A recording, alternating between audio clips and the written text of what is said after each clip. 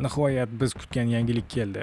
John Wick uchun haqiqiy 3A darajadagi o'yin rasman e'lon qilindi. Bu safar gap oddiy strategiya yoki kichik loyiha haqida emas, to'liq budjetli, katta masshtabli konsollar va PC uchun chiqadigan action o'yin haqida ketyapti.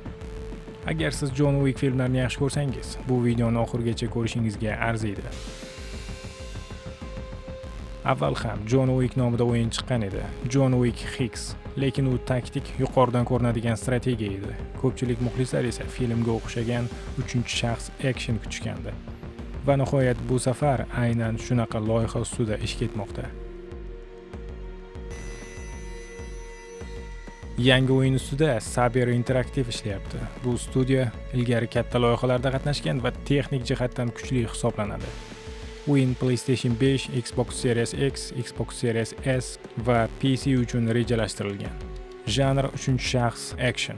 Ya'ni bu safar biz Wickni haqiqiy boshqaramiz. Otishmalar, qo'l jangi, gun-fu kombinatsiyalar, kino uslubidagi sahnalar. Treylerda bir nechta muhim detal ko'rindi. Atmosfera to'liq filmga o'xshaydi. Qorong'u, neonli shahar, harakat tez va og'ir, kamera ishlashi kinematik.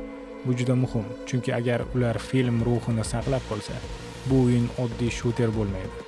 Bu ehtimol Max Payne plus Hitman plus Sleeping Dogs aralashmasiga o'xshashi mumkin. Tasavvur qilyapsizmi?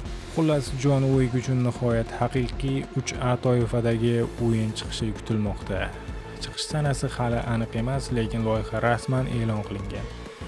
Savol: siz bu o'yindan nimani kutyapsiz? Realistik shooter bo'lishini xohlaysizmi yoki ko'proq kinematik tajribani? Fikringizni kommentariyada yozing. Agar yangiliklar chiqsa, birinchilardan bo'lib shu kanalda bilib olasiz. Videoga bir dona like bosishni ham, kanalimizga obuna bo'lib qo'yishni ham esingizdan chiqarmang. O'yin chiqadigan bo'lsa, birinchilardan bo'lib o'zim o'ynab ko'rishga harakat qilaman. Albatta sizlar bilan birgalikda. Xayr, salomat bo'ling.